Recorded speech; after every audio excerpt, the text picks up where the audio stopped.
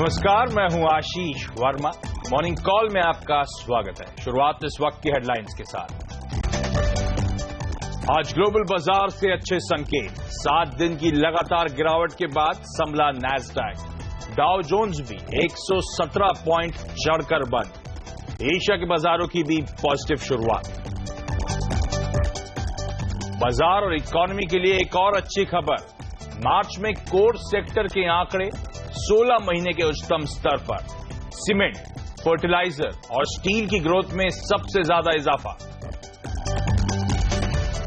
आज अहम mid cap कंपनियों के नतीजों का दिन। गोदरेज कंज्यूमर का मुनाफा 17%, टीवीएस मोटर्स का मुनाफा 18% बढ़ने की उम्मीद।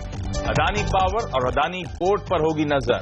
इनके साथ सेंचुरी टेक्सटाइल्स और एमआरएफ के नतीजे भी आज। अनिल अंबानी की कंपनी रिलायंस डिफेंस के शेयर में आज होगी तेजी। 15 नए इंडस्ट्रियल लाइसेंसेस के लिए मिली डीआईपीपी से मंजूरी। दिल्ली में टैक्सी ड्राइवर्स की हड़ताल के बाद दिल्ली सरकार पहुंची सुप्रीम कोर्ट। डीजल टैक्सियों पर बैन के फैसले पर फिर विचार करने की लगाई गुहार। और विजय माल्या का राज्यसभा से इस्तीफा। एथिक्स कमेटी ने नोटिस भेजकर 1 हफ्ते में मांगा था जवाब। लेकिन हमेशा की तरह सबसे पहले इस मंगलवार की सुबह किस तरह के संकेत आ रहे हैं। हमारा जो निफ्टी सिंगापुर में लिस्टेड है, एसजीएक्स निफ्टी इंडिकेशंस दे रहा है कि कल के क्लोजिंग लेवल्स के आसपास ही शुरुआत होगी। महज 5-5.5 अंक की इस समय कमजोरी के संकेत आते हुए। दरअसल आज अक्रॉस ग्लोब कुछ बेहतर संकेत जरूर नजर आएंगे। अमेरिकन मार्केट्स में मजबूती के साथ कामकाज हुआ। 2/3 से 3/4% का उछाल उन बाजारों में देखने को मिला। हेडलाइन में हमने मेंशन करा, पिछले कई ट्रेडिंग सेशन से नैस्डैक में दबाव था, वो भी उस दबाव से उभरता हुआ नजर आया। यूरोजोन के मार्केट्स खासतौर पर जर्मनी और फ्रांस हरे निशान पे कामकाज कर रहे थे। एशिया में आज हम देख रहे हैं कुछ हद तक बेहतर शुरुआत होती हुई। कल तो बहुत तगड़ा पेन था जब जापान के मार्केट्स निकेई खुले थे। एक दिन के गैप के बाद प्रेशर था, उसने मूड बिगाड़ा। निकेई बंद है। अब सीधे शुक्रवार को वहां पे कामकाज होगा। इस बीच पूरे वो मार्केट हॉलिडेज हैं, वहां पे मार्केट में कामकाज नहीं होने वाला। लेकिन चलिए, सीएनबीसी आवाज के मार्केट रेटर अनिल सिंघवी का मानना है भारतीय बाजारों में एक दायरे में कामकाज होता हुआ नजर आएगा। 777 से 7,775 से 7,825 के बीच का ये दायरा है, 50 पॉइंट के आसपास का। तो ऐसे में रणनीति क्या हो, क्या कॉल होगा आज बाजारों में, हम और आप स्ट्रैटेजी कैसे बनाएं, इस पर डिटेल में अनिल से मैं आगे चर्चा करूंगा। लेकिन सबसे पहले ग्लोबल संकेत हमेशा की तरह। और आज कुछ बेहतर स्क्रीन है। मेरे साथ डिम्पी कालरा जुड़े हैं। डिम्पी, आज तो कहना बनता है गुड मॉर्निंग, तो स्क्रीन कल से तो बेहतर नजर आ रही है। क्या संकेत है? बिल्कुल कह सकते हैं। और एक अच्छी बात है, जापान का बाजार भी बंद है, जिसने कल पूरा कहने में बेचक रहा था, मैंने कह दिया था, लेकिन आज अच्छा दिन है। हाँ। बिल्कुल, आज जापान का बाजार भी बंद है। और पहले यूएस से शुरुआत करते हैं। अगर आप यूएस में देखें तो डॉलर इंडेक्स जो है वो लगातार कमजोर हो रहा है। डॉलर इंडेक्स कमजोर होने से कुछ हद तक मेटल कंपनीज को प्रोपेल मिलता है। और ये स्ट्रेट 6 दिन ऐसे थे जब डॉलर इंडेक्स लगातार कमजोर होता हुआ दिखा है। इसके अलावा अगर आप देखें, क्योंकि रिजल्ट्स भी आ रहे हैं, तो हफ्ते भर के हिसाब से भी रिजल्ट्स को कैलकुलेट किया जा रहा है। एप्पल ने जरूर निराश किया था और एक हफ्ते के अंदर, माफ कीजिए, करीब वो 14% के आसपास टूटा है। तो इसलिए वो अपना एक सेक्टर, जिस सेक्टर से खुद बिलोंग करता है, टेक्नोलॉजी सेक्टर, आईटी, उसने थोड़ा कमजोरी दिखाई है। अदरवाइज सभी सेक्टर्स ने एक पुल बैक कल यूएस मार्केट्स के अंदर आते हुए दिखा है। कुछ हद तक कल कच्चे तेल में भी प्रेशर आया है। तो मुनाफा वसूली वहां पे थोड़ी हावी हुई थी। $45-46 के आसपास चल रहा था। वहां से ब्रेंट वापस 45 के नीचे पहुंचा है। और थोड़ा उत्पादन भी बढ़ा था, जिसकी वजह से ओपेक कंट्रीज का, जिसकी वजह से क्रूड के अंदर कल प्रेशर आया। कल के ही सेशन में यूएस मार्केट्स के अंदर हमने गोल्ड यानी कमोडिटी की बेसिस पर $1,300 का आंकड़ा पार होते हुए देखा। तो कल 1,305 का एक नया लेवल बनाया गया। आज ये भी 1,296 के आसपास चल रहा है। ये भी बड़ा इंपॉर्टेंट है, क्योंकि यूएस मार्केट्स के अंदर इस समय नोटिस किया जा रहा है। इसके अलावा कल ही कुछ मार्च कंस्ट्रक्शन स्पेंडिंग के आंकड़े आए, जहां पे 0.3% की बढ़ोतरी आती हुई दिखी। मामूली इजाफा था, लेकिन फिर भी एक अच्छा इजाफा जरूर आते हुए दिखा। कंस्ट्रक्शन स्पेंडिंग 0.3% बढ़ना। सर्विस पीएमआई के आंकड़ों पर आज जरूर नजर रखें। और साथ ही कच्चे तेल के भंडार के आंकड़े भी इनफैक्ट ये कल जारी होंगे, यानी कि बुधवार को होंगे यूएस में। तो हमारे को जो इसका रिएक्शन है वो आपको बृहस्पतिवार को आते हुए दिखेगा। नॉन फार्म पेरोल्स के आंकड़ों पर भी नजर होगी यूएस मार्केट के लिहाज से, जो कि शुक्रवार को आने वाले। अब यूरोप में अगर हम आए तो इटली की बैंक की वजह से कल फुटसी नुकसान में था। अदरवाइज कैक्स और डैक्स भी कल पुल बैक मोड में थे और यहां पर भी वापस हमने खरीदारी लौटते हुए देखी है। और जापान के बाजार तो आज खैर बंद है, तो उम्मीद कर सकते हैं कि कम से कम आज थोड़ा एक रिलीफ भरा ट्रेड एसजीएक्स निफ्टी जो आपको दिखा रहा है वो इंडियन स्टॉक मार्केट में आज बढ़ता हुआ दिखेगा। ओके, तो कुछ रिलीफ आता हो, लेकिन एसजीएक्स निफ्टी इस समय एकदम सपाट ओपनिंग के इंडिकेशंस देता हुआ। डिम्पी ने कमोडिटी मार्केट्स की बात करी, कच्चे तेल में प्रेशर, सोने में लगातार तगड़ा उछाल बना हुआ है। $1300 के लेवल्स को कल ब्रीच करा था, यानी कि उसके पार इंटरनेशनल मार्केट्स में जाता हुआ नजर आया था। जनवरी के बाद सबसे उच्चतम स्तर थे, जनवरी पिछले साल की मैं बात कर रहा हूं, तो उसके बाद से सबसे बेहतरीन लेवल्स थे। तो कमोडिटी मार्केट्स में डिटेल में आगे हमारे एक्सपर्ट से चर्चा करेंगे, आज की रणनीति पर फोकस होगा। लेकिन पहले इंडियन मार्केट्स पे डिम्पी ने हमारे लिए स्टेज सेट कर दिया है। ग्लोबल संकेत कुछ हद तक बेहतर होते हुए नजर आए। जहां तक भारतीय बाजारों की बात है, कल का ट्रेडिंग सेशन, लेकिन क्योंकि इसी समय डिम्पी ने हाईलाइट करा था कि संकेत कमजोर है, जापान के मार्केट्स दबाव के साथ खुल रहे थे, हमारी भी एक दबाव के साथ शुरुआत हुई और दिन भर वो प्रेशर के साथ ही कामकाज होता हुआ नजर आया। सेंसेक्स में 170 अंक का दबाव था, 2.3% की कमजोरी थी। निफ्टी भी 44 अंक कमजोरी के साथ 7800 के ऊपर, हालांकि दिन के दौरान तो हम 7777 तक के लोज तक छूते हुए नजर आए थे, लेकिन फाइनली क्लोजिंग जो हुई वो 7800 के ऊपर 7806 के लेवल्स पर हुई। ब्रॉडर मार्केट यानी कि mid cap small caps universe में लकीली हम हर निशान में जाके क्लोज हुए। मिड कैप्स में तो 2/3 और स्मॉल कैप्स में आधे % के आसपास का उछाल था, इसलिए मार्केट बेट 1:1 का रेशियो था, एक गिरने वाले के सामने एक बढ़ने वाला शेयर। जहां तक एफआईएस की कैश मार्केट में खरीद की बात है, कल उस लिहाज से तो एक अच्छा आंकड़ा था, 435 करोड़ रुपए के आसपास एफआईएस ने कैश मार्केट में खरीदारी करी है। लेकिन चलिए, अब आज की रणनीति क्या हो वो ज्यादा इंपॉर्टेंट है। सीएनबी सेवास के मार्केट सेक्रेटरी अनिल सिंघवी की मैंने शुरुआत में कोट प्लेट पढ़ी थी, जहां पे अनिल कह रहे थे एक दायरे में कामकाज है 7775 से 7825, तो इस 50 पॉइंट के दायरे में आज शायद ट्रेड होता हुआ नजर आए। तो ऐसे में रणनीति क्या बनाए हम लोग, कोई ट्रेड इनिशिएट करें निफ्टी में या छोड़ दिया जाए? आज कोई सिग्नल्स उस लिहाज से नजर नहीं आ रहे। अनिल मेरे साथ जुड़ चुके हैं। अनिल जी हाय, गुड मॉर्निंग। एक दायरे की आपने बात करी है, तो इस दायरे को मैं कैसे ट्रेड करूं, या ट्रेड बनता भी इस दायरे में या छोड़ दिया जाए? आशीष, ट्रेड तो बनेगा, लेकिन देखना ही होगा कि भारतीय बाजार खुलते कहाँ हैं पहले, और उसके बाद हम देखेंगे कि कहाँ ट्रेड लेना चाहिए। 7775 के आसपास खरीदारी की जा सकती है, और बिकवाली के लिए 8025, 8050 के आसपास के लेवल का इंतजार करना चाहिए। एक्चुअली आप देखिए, बहुत मिले जुले से संकेत हैं, जहां एक और कल देखिए निफ्टी में सेंसेक्स में कमजोरी थी तो मिड कैप शेयर्स मजबूत थे। एफआईएस की कैश मार्केट में खरीदारी है तो वायदा कारोबार में बिकवाली है। अब क्रूड की मजबूती का फायदा मिलेगा तो साथ में बैंक निफ्टी जो अच्छा वजन रखता है वो 1.5% कल कमजोर हो गया, इसीलिए थोड़ा सा वेट एंड वॉच वाली सिचुएशन है, क्लियर कट रणनीति में नहीं दे रहा हूं। दूसरी बात, बैंक निफ्टी अब 16400, 16500 के अहम सपोर्ट के आसपास आता हुआ दिखा, तो हो सकता है वहां से वो ज्यादा गिरे ना, एक बार बाउंस देने की कोशिश करे।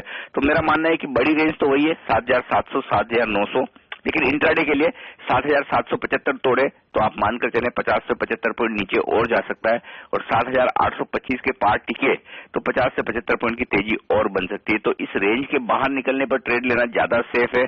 तो निफ्टी के बजाय बेहतर ही होगा कि स्टॉक स्पेसिफिक एक्शन रखें। कल भी जिस तरह से मिड कैप शेयरों ने अच्छी मजबूती दिखाई, और दूसरी बात यह कि बैंक निफ्टी पर नजर रखें, अगर 16400, 16500 की रेंज को होल्ड न कर पाए तो फिर निफ्टी के लिए भी 7700 को होल्ड कर पाना थोड़ा मुश्किल होगा। तो ओवरऑल रुझान यही है कि वेट एंड वॉच वाली सिचुएशन रखें और इस 50 पॉइंट की रेंज से बाहर बाजार को निकलने दें। ओके, तो इस समय रुकें, एक दायरा है, इस दायरे में शायद ट्रेड ना बने, 7775 से 7825 का। इस दायरे के कहीं भी बाहर जाता है तो उसके विपरीत कॉल लिया जा सकता है, लेकिन इस समय वेट एंड वॉच जो अनिल भी हाईलाइट कर रहे थे। लेकिन चलिए, एक और एक्सपर्ट हमारे साथ जुड़े हैं, आरके ग्लोबल के राकेश बंसल। राकेश हाय, गुड मॉर्निंग। आप कैसे स्ट्रेटेजाइज करेंगे निफ्टी में, क्या रिकमेंडेशन दे रहे हैं सर? कोई ट्रेड बनता है क्या इस समय? Good morning Ashish ji. Ashish ji, Nifty में देखें तो ऊपर में 7889 एक इमीडिएट रेजिस्टेंस है, नीचे में 7715, 7720 एक सपोर्ट है, और एज ए डिस्क्लोजर हमें अपने क्लाइंट्स को फ्राइडे को निफ्टी बेचने की राय दी थी। अभी निफ्टी अंडर प्रेशर ही है, मेरा ऐसा मानना है जल्दबाजी नहीं करनी चाहिए खरीदने के लिए। एटलीस्ट अगर कोई खरीदारी करना चाहता है तो 7865 के लेवल पर नजर रखनी चाहिए। अगर ये लेवल्स टूटते हैं तब एक शायद कंफर्मेशन आएगी कि जो ऑनगोइंग करेक्शन निफ्टी में है वो खत्म हुई है। एज ऑफ नाउ निफ्टी एक करेक्टिव मोड में है, और मुझे लगता है निफ्टी जो पिछली सीरीज में एक ब्रेकआउट लिया था एक गैप के साथ, उस गैप को फिल करने की कोशिश करेगा। नीचे में 7715, 7720 के लेवल्स मुमकिन लगते हैं। ओके, तो वही एक जोन में, एक दायरे में इस समय कामकाज होता हुआ आपको निफ्टी में नजर आए तो बेहतर है वेट एंड वॉच करें, यानी कि इस समय कोई ट्रेड ना लें। इस दायरे, इस रेंज के बाहर की इस तरफ का मूवमेंट आता है तो फिर शायद कॉल लिया जा सकता है। तो फिर शायद इसका मतलब हुआ आज स्टॉक स्पेसिफिक एक्शन का दिन है। तो राकेश बताएं कोई स्टॉक्स आज के लिए सर? आशीष जी, पहला कॉल रहेगा इंडिया सीमेंट में। कल के सत्र में एक हमने प्राइस वॉल्यूम ब्रेकआउट देखा है इंडिया सीमेंट के अंदर। 86 रुपीज का स्टॉप लॉस, 100 रुपीज के लक्ष्य के लिए इंडिया सीमेंट को बाय करना चाहिए। दूसरा बाय कॉल रहेगा महिंद्रा एंड महिंद्रा फाइनेंस पर। काफी बेहतरीन टेक्निकल स्ट्रक्चर है, 295 का स्टॉप लॉस, 333 का लक्ष्य है और ये स्टॉक भी परफेक्ट कैंडिडेट है। मुझे लगता है 1 से 1.5 महीने में एक नया लाइफ टाइम हाई भी मुमकिन है महिंद्रा एंड महिंद्रा फाइनेंस के अंदर। ओके, दोनों इंटरेस्टिंग स्पेस के स्टॉक्स हैं। सीमेंट में हम देख रहे थे अच्छा खासा उछाल, एक छोटा सा कंसोलिडेशन, एक बार फिर से शायद उछाल देखने को मिले। इंडिया सीमेंट खरीदारी 100 तक के टारगेट्स के लिए अप्रोच करें। साथ साथ जो एनबीएफसीज हैं, L&T फाइनेंस के कल रिजल्ट्स आए, उससे पहले महिंद्रा एंड महिंद्रा फाइनेंस के नंबर्स आए थे। बाजार को ये नंबर्स पसंद आ रहे हैं, तो शायद अभी और अच्छे मूव्स देखने को मिले। तो फंडामेंटली और साथ साथ टेक्निकली भी अच्छा पॉइज्ड है स्टॉक। 333 के टारगेट्स के लिए यहां पे अप्रोच करने की सलाह। तो ये आज के 2 ट्रेडिंग आइडियाज, दोनों खरीदारी करने की सलाह। लेकिन अब पूजा मेरे साथ जुड़ चुकी हैं कुछ और ट्रेडिंग आइडियाज के साथ। उन्होंने कुछ और एक्सपर्ट से बातचीत कर रखी है। पूजा बताएं। जी, खरीदारी की ही राय निकल कर आ रही है सभी जानकारों की तरफ से। हेमंत कपाड़िया ने अपोलो हॉस्पिटल में खरीदारी करने की राय दी है। 1321 तक के लेवल्स देखने को मिल सकते हैं। 1300 का स्टॉप लॉस आकर चलने की राय। इसके अलावा मानव चोपड़ा ने सीमेंट कॉर्पोरेट इंडिया सीमेंट में खरीदारी करने की राय दी। अगले 1 से 2 दिनों में इनका मानना है कि 97 तक के लेवल्स देखने को मिल सकते हैं। और आखिर में विवेक गुप्ता ने मारुति में खरीदारी करने की राय दी है। कल ऑटो नंबर्स भी आए थे और हमारी उम्मीद के मुताबिक ही थे और इनका मानना है कि उसके चलते आज भी अच्छी तेजी देखने की उम्मीद है। 3858 तक के लेवल्स देखने को मिल सकते हैं। 3804 का स्टॉप लॉस लगाकर चलने की राय होगी। ओके, इंटरेस्टिंग है। तो 5 स्टॉक, इनफैक्ट 4 स्टॉक आइडियाज हैं आज, क्योंकि इंडिया सीमेंट्स पे 2 एक्सपर्ट बुलिश है, तो बाकी स्टॉक को आज रडार पे रखें। इसके अलावा भी स्टॉक स्पेसिफिक जितनी भी रणनीति है, सब खरीदारी करने की सलाह। तो निफ्टी एक दायरे में शायद कामकाज करे, जब तक वो दायरा टूटेगा नहीं तब तक कॉल लेना मुश्किल है। और स्टॉक स्पेसिफिक एक्शन पे फोकस करें। ये तमाम वो ट्रेडिंग आइडियाज आपकी स्क्रीन पर। लेकिन कुछ फंडामेंटली भी स्टॉक्स आज रडार पर रहने वाले हैं, क्योंकि इन स्टॉक्स में खबरें हैं। कौन से टॉप 5 शेयर्स जानते हैं अब मेरे सहयोगी नीरज वाजपेयी से, जो मेरे पास स्टूडियो में जुड़ चुके हैं। नीरज जी, कौन से स्टॉक्स रडार पर रहने वाले हैं? 5 स्टॉक्स हमने ढूंढे जहां पे काफी हरकत रह सकती है, जो कि उसमें बड़ी अच्छी खबर है। एक तो नेल्को है, इसमें अच्छी खबर कहना मुश्किल है कि नेल्को का करीब 25% बाईबैक के लिए इनकी कंपनी ने मंजूरी दे दी है, जो सरकार का स्टेक खरीदेंगे। ये नेगेटिव माना जाएगा क्योंकि कंपनी का बहुत सारा कैश ड्रेन आउट होगा। तो एक खबर ये है। दूसरा, अतुल ऑटो, जहां आपने देखा होगा पूरे ऑटो नंबर्स बेहतरीन आ रहे हैं month on month April sales के, वहीं इसके नंबर्स काफी खराब आए, 50% सेल्स गिर गई है। तो आप इसको रडार पर रखिए, यहाँ पे स्टॉक में थोड़ी कमजोरी देखने को मिल सकती है। एनबीसीसी एक सरकारी कंपनी है, आउट परफॉर्मर रहा है पूरे पिछले 2-3 सालों में, लेकिन अब उसमें और ज्यादा लिक्विडिटी बढ़ाने के लिए स्टॉक स्प्लिट को मंजूरी दी गई है। ये एक पॉजिटिव खबर देखी जाएगी। ब्लू स्टार एक कंपनी है जिसके लिए एक नेगेटिव खबर है कि इनको सर्विस टैक्स विभाग से एक नोटिस मिला कि करीब 67 करोड़ रुपए के इनके ऊपर बकाया बनता है, इन्होंने कम पे किया है, जो इसके लिए काफी भारी पड़ेगा। तो एक नेगेटिव खबर इसके लिए। लेकिन सीसीएल प्रोडक्ट एक कॉफी कंपनी है और इसके नतीजे जो कल इन्होंने पेश किए बाजार बंद होने के बाद, वो काफी शानदार है। मुनाफे में करीब 70% की बढ़त देखी गई है। इनकम में यानी आमदनी में 22% की उछाल है। एबिटा 47% बढ़ा है और एबिटा मार्जिन भी 19 से बढ़ के 23% हो गया है। तो काफी शानदार नंबर है, इस पर नजर रखनी चाहिए। चलिए, वो तमाम स्टॉक्स हैं जो खबरों की वजह से आज एक्शन में रह सकते हैं। इन स्टॉक्स को आप अपने रडार पर रखें। लेकिन इसके अलावा नीरज ने ऑटो कंपनीज की बिक्री की बात करी थी। ऑटो इंडस्ट्री का ये जो अप्रैल का महीना रहा है, वो काफी अच्छा रहा है। पिछले महीने ज्यादातर कंपनियों की बिक्री में बढ़त देखने को मिली है। मारुति की कुल बिक्री जहां 13% बढ़कर 1,26,000 यूनिट्स हो गई है, वहीं टाटा की बिक्री ऑलमोस्ट 10% बढ़ी है। 2 व्हीलर कंपनियों के लिए भी यह महीना अच्छा रहा। हीरो मोटोकॉर्प की कुल बिक्री में 15%, जबकि टीवीएस मोटर्स की कुल बिक्री में 16% का इजाफा देखने को मिला। वहीं आयशर मोटर्स की बाइक रॉयल एनफील्ड में 42% का इजाफा देखने को मिला। इसके अलावा महिंद्रा एंड महिंद्रा की कुल बिक्री 36,727 यूनिट से बढ़कर ऑलमोस्ट 42,000 यूनिट्स तक पहुंची।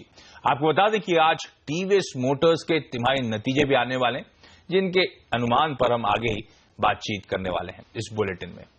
आज रिलायंस डिफेंस का शेयर भी ध्यान रखें ट्रेड में फोकस में रहने वाला है। दरअसल कंपनी को रक्षा क्षेत्र में 15 नए लाइसेंसेस मिले हैं। सूत्रों की माने तो डीआईपीपी ने नए लाइसेंसेस को हरी झंडी दिखा दी है। ये लाइसेंसेस भारी हथियार, इलेक्ट्रॉनिक वॉरफेयर सिस्टम्स, यूएवी जैसे उपकरण बनाने के लिए मिले हैं। कंपनी के पास पहले से ही 11 इंडस्ट्रियल प्रोडक्ट्स के लाइसेंसेस मौजूद हैं। नए लाइसेंसेस मिलने के बाद रिलायंस डिफेंस के पास 3 लाख करोड़ के घरेलू डिफेंस प्रोजेक्ट्स हो जाएंगे। वहीं ग्लोबल मार्केट में कंपनी का लक्ष्य 4.5 लाख करोड़ के प्रोजेक्ट्स हासिल करने का है। तो ये कंपनी भी आज आपके ट्रेड में फोकस में रहनी चाहिए। एक मेगा प्लान इस कंपनी के सामने। लेकिन आज कई अहम नतीजों पर बाजार की नजर रहने वाली है और ये तमाम मिड कैप कंपनीज होंगी जो अपने रिजल्ट्स घोषित करेंगी। Godrej consumer, Adani power, Adani port और टीवीएस मोटर्स इनमें खास तौर पर शामिल है। इन तमाम कंपनियों के नतीजों पर हमारा अनुमान क्या कहता है, बाजार क्या एक्सपेक्ट कर रहा है, बताने के लिए मेरे साथ पूजा त्रिपाठी और डिम्पी कालरा दोनों बने हुए हैं। सबसे पहले पूजा, गोदरेज कंज्यूमर, क्या एक्सपेक्टेशंस है एफएमसीजी कंपनी से? जी, गोदरेज कंज्यूमर से एक अच्छे क्वार्टर की उम्मीद की जा रही है। वॉल्यूम ग्रोथ और प्रोडक्ट और प्राइस में अच्छी ग्रोथ के चलते यहाँ पर हम उम्मीद कर रहे हैं कि इस बार जो रेवेन्यू है उसमें 8% की बढ़त देखने को मिल सकती है। डोमेस्टिक कारोबार में भी अच्छी बढ़त, करीब 9% के आसपास की बढ़त रहेगी। वही इंटरनेशनल कारोबार में भी 7 से 9% की बढ़त देखने का अनुमान है, लेकिन इंटरनेशनल कारोबार में थोड़ा दबाव देखने को मिल सकता है करेंसी हेडविंड्स की वजह से। तो इंडोनेशियन कारोबार को लेकर मैनेजमेंट की किस तरह की कॉमेंट्री निकल कर आते हैं, इस पर हमारी नजर रहेगी। इसके अलावा मार्जिन्स की बात करें तो यहाँ पर भी 230-350 बेसिस पॉइंट की अच्छी एक्सपेंशन देखने को मिल सकता है, क्योंकि रॉ मटेरियल कॉस्ट में कमी देखने को मिलती है, लेकिन अगर कंपनी ने एडवर्टाइजमेंट और प्रमोशन में भी काफी ज्यादा खर्चा किया है तो मार्जिन में जो बढ़त होगी वो हायर एएमपी एक्सपेंसेस की वजह से थोड़े ऑफसेट होते हुए दिखाई देंगे, लेकिन एक अच्छे नंबर्स की उम्मीद है मार्जिन्स के चलते भी। तो गोदरेज कंज्यूमर से एक हेल्दी ग्रोथ की उम्मीद इस क्वार्टर। गोदरेज कंज्यूमर के अच्छे रिजल्ट्स एक्सपेक्टेड हैं, लेकिन आज मिड कैप से जरूर फोकस होगा, लेकिन एक लार्ज कैप कंपनी निफ्टी 50 का जो हिस्सा है वो भी अपने तिमाही रिजल्ट्स घोषित करेगी और रिजल्ट्स हैं Adani port and special economic zone के। ये स्टॉक अपने हाई से तो बहुत तगड़ा करेक्ट कर चुका है। निम्बी बताएं, क्या रिजल्ट्स में कुछ रिवाइवल होगा, कुछ हालात सुधरते हुए नजर आएंगे इस कंपनी के? थोड़ा मुश्किल है कि होगी, इसलिए क्योंकि इसका अगर आप प्रॉफिटेबिलिटी सबसे पहले वही नोटिस करें तो वो करीब 5.5% इस बार भी कम आ रही है और एक घटकर करीब 661 से 626 हो जाएगी। अब आप इसके और बिजनेसेस पे नजर, यानी कि और मॉडल्स पे देखें, रेवेन्यू यहाँ पे हमने देखा कि थोड़ा प्रेशर आएगा, ये भी 1681 से घटकर 1678 करोड़ रुपए के आसपास रहेगा। अबीटा भी करीब 3% के आसपास स्लाइड हो जाएगा, जो कि 1096 करोड़ से सीधा 1055 करोड़ पहुंचेगा। मार्जिन्स में भी हम देखेंगे 65 से 62 की रेंज आ जाएगी। तो कुल मिला के हर फ्रंट पे, चाहे बीटा हो, मार्जिन्स हो, रेवेन्यू हो, प्रॉफिटेबिलिटी हो, सभी में थोड़ा नुकसान आते हुए दिखेगा। लेकिन इसकी वजह भी है, इसकी वजह यह है कि तो कोल इंपोर्ट देश में जो कम हुआ है, इससे इनका जो कुल मिला के जो टैरिफ आता था, यानी कि इनको जो किराया मिलता था माल भाड़ा, वो काफी हद तक कम हो गया है और कंटेनर ट्रैफिक भी काफी हद तक कम हुआ था पिछले क्वार्टर्स के अंदर, जिसका रिफ्लेक्शन ये इस बार के रिजल्ट्स में दिखा रहे हैं। तो थोड़ा यहाँ पे प्रेशर जरूर आते हुए दिखेगा। हाँ, एक अच्छी चीज इन्होंने इस बार के क्वार्टर में ये करी थी कि इन्होंने अपने लोन को, जो उनका कर्ज है, इसको रीफाइनेंस किया था, उसका थोड़ा हेज इनके फेवर में आ जाएगा। तो कुल मिलाकर आप यही नोटिस करें कि जितना मुनाफा कम और जितना रेवेन्यू कम आएगा, मार्केट ये में उतना ही पॉजिटिव रिएक्शन देगा। अदरवाइज एंटिसिपेशन है कि थोड़ा नुकसान ही दिखाएगा। ओके, तो अदानी पोर्ट्स के नंबर्स पे शायद कुछ प्रेशर आए, लेकिन पूजा टीवीएस मोटर्स, हालांकि अप्रैल बिक्री के आंकड़े तो बेहतर हैं, 16% का उछाल, लेकिन हम बात कर रहे हैं जनवरी से मार्च के रिजल्ट्स की, क्या एक्सपेक्टेशंस है? जी, टीवीएस मोटर से भी एक अच्छे अर्निंग ग्रोथ की उम्मीद की जा रही है, क्योंकि जैसा कि आपने बताया कि वॉल्यूम ग्रोथ काफी अच्छे हैं। इस बार टोटल वॉल्यूम ग्रोथ में करीब 10% की बढ़त हुई है और स्कूटर वॉल्यूम्स में भी एक डिसेंट ग्रोथ थी, 15% साल दर साल की। मार्जिन्स में भी हमारा अनुमान है, क्योंकि वॉल्यूम्स काफी ज्यादा थे और रॉ मटेरियल प्राइसेस में कमी थी, तो मार्जिन्स में हमारा अनुमान है कि 100 बेसिस पॉइंट की बढ़त देखने को मिल सकती है। मुनाफे में 18% की ग्रोथ देखने की उम्मीद है। तो टीवीएस मोटर से भी एक अच्छे क्वार्टर की उम्मीद की जा रही है। Okay, finally Dimpy, Adani power. बिल्कुल, ये अदानी पोर्ट के, क्योंकि एक ही ग्रुप की कंपनी है, लेकिन इसका रिजल्ट थोड़े बेहतर आएंगे। अगर आप रेवेन्यू मॉडल के हिसाब से देखें, जो टॉप लाइन ग्रोथ है उसमें भी करीब 28% का जंप दिखेगा। अबीटा मार्जिन सुधरेंगे, ये करीब 31% के आसपास सुधर के आ सकते हैं। इसके अलावा अबीटा भी करीब 54% सुधरेगा, जो कि कंपनी की ऑपरेशनल एफिशिएंसी को बयान कर रहा है। रही बात प्रॉफिटेबिलिटी की, इस पर जरूर आप ध्यान रखिएगा। इसको लेकर कुछ हद तक मार्केट में कंफ्यूजन है, जहां पे इंडिया इन्फोलाइन की रिपोर्ट कहती है कि कंपनी लॉस दिखाएगी करीब 276 करोड़ रुपए का। वहीं आईसीआईसीआई सिक्योरिटीज की रिपोर्ट ये कहती है कि प्रॉफिट आ जाएगा 356 करोड़ रुपए का। असल में लास्ट क्वार्टर के अंदर करीब 650 करोड़ रुपया इनको रियलाइजेशन के जरिए मिला था, जो कि ट्रांसमिशन बिजनेस का था। उसको अगर हटा दें तो कंपेरेबल फिगर 58 करोड़ हो जाएगी। तो 58 करोड़ से या तो 17 करोड़ रुपए का घाटा आ सकता है या फिर प्रॉफिट आ सकता है। इसको लेकर थोड़ा कंफ्यूजन होगा, मार्केट इसी पे ही रिएक्शन देगा जैसे प्रॉफिटेबिलिटी की फिगर या फिर लॉस की कितनी फिगर आती है। कोई कंपेरेबल फिगर आप 58 करोड़ समझे, इस 715 करोड़ के अंदर 650 करोड़ रुपया लास्ट टाइम का वन टाइम आया हुआ है। जो इंपॉर्टेंट चीज है, इन्होंने भी अपने डेट को रीफाइनेंस किया, 12.5% का जो डेट था उसको 10.5% कर लिया। तो इस बार बेनिफिशियरी ये भी होगा और हर फ्रंट पे आप देख भी रहे हैं कि मार्जिन्स और अबीटा मार्जिन्स दोनों इंप्रूव होते हुए दिखेंगे। ओके, तो चारों जो इंपॉर्टेंट रिजल्ट्स हैं आज, उसमें गोदरेज कंज्यूमर और टीवीएस मोटर्स की शायद एक बेहतर परफॉर्मेंस एक्सपेक्टेड है। अदानी पोर्ट, दबाव में ये नंबर्स रहने वाले हैं और अदानी पावर में खास तौर पर कंफ्यूजन है बॉटम लाइन यानी कि प्रॉफिटेबिलिटी या लॉस का नंबर क्या आएगा। बाजार खास तौर पे उस पर फोकस करने वाला है। आप दोनों का धन्यवाद। लेकिन यहां पे एक मैं छोटा सा ब्रेक लूंगा। ब्रेक के बाद कमोडिटीज में, करेंसीज में बड़ा तगड़ा एक्शन है। डॉलर इंडेक्स 52 वीक लोस पे, सोना 15 महीने के हाईस पे और कच्चे तेल में कल 2.5% का प्रेशर। आज रणनीति क्या हो, ब्रेक के बाद।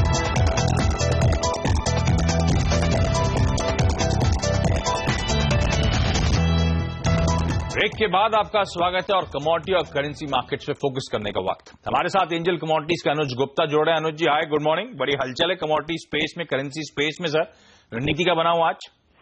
देखिए, गोल्ड में एक मोमेंटम देखने को जरूर मिला है और हम देखें तो गोल्ड 30,000 के ऊपर ट्रेड होता हुआ दिखाई दिया है। फैक्टर्स जो है वो काफी पॉजिटिव है गोल्ड के लिए। मुझे लगता है कि गोल्ड में अभी भी जो ट्रेंड है वो पॉजिटिव रह सकता है। इंपॉर्टेंट था कि 30,000 के ऊपर मार्केट क्लोज करे और वो क्लोज होता हुआ दिखाई भी दिया है। मुझे लगता है कि गोल्ड के अंदर अभी भी जो बायस है वो पॉजिटिव ही रहेगा। Long term trend positive side में हुआ है, तो गोल्ड के अंदर हमें लगता है कि बाय करना चाहिए करीबन 30,150 के आसपास। मीन्स थोड़ा सा बाय ऑन डिप्स कर सकते हैं। टारगेट करीबन 30,500 तक देखने को मिल सकता है।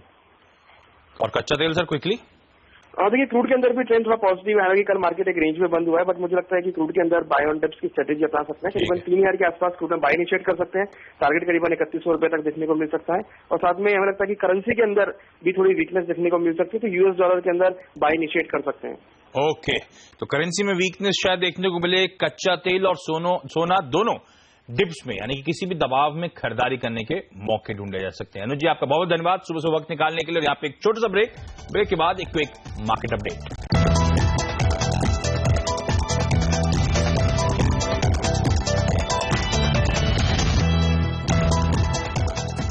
ब्रेक के बाद आपका स्वागत है और सबसे पहले आपकी स्क्रीन पर एसजीएक्स निफ्टी आना चाहिए। थोड़ी सी कमजोरी, दबाव बढ़ता हुआ वहां पे नजर आएगा। दरअसल एशिया में अब थोड़ा सा दबाव बढ़ रहा है तमाम एशियन मार्केट्स में, इसलिए 1/3% की कमजोरी के साथ कामकाज। लेकिन दोनों एक्सपर्ट अनिल और राकेश से बात हुई, नो ट्रेड जोन में है इस समय निफ्टी। कोई भी स्ट्रैटेजी में बदलाव होता है तो अनिल वैसे भी मार्केट काउंटडाउन में डिटेल में बातचीत करेंगे, तो जुड़े हैं हमारे साथ 8 बजे अनिल की डिटेल स्ट्रैटेजी समझने के लिए। लेकिन इस समय लगता है नो ट्रेड जोन है, निफ्टी को अवॉइड करें, स्टॉक स्पेसिफिक एक्शन पे फोकस करें। तमाम स्टॉक्स इन न्यूज, तमाम ट्रेडिंग आइडियाज वो आपकी स्क्रीन पर लगातार नीचे चलते रहेंगे। तो आज एक स्टॉक स्पेसिफिक एक्शन का दिन होगा, दबाव के साथ शुरुआत के इंडिकेशंस। लेकिन चलिए, मॉर्निंग कॉल में आज के लिए इतना ही। यहाँ पे वक्त तो चला एक छोटे से ब्रेक का। ब्रेक के बाद 2020 लेकर आएंगे आपके लिए। नमस्कार।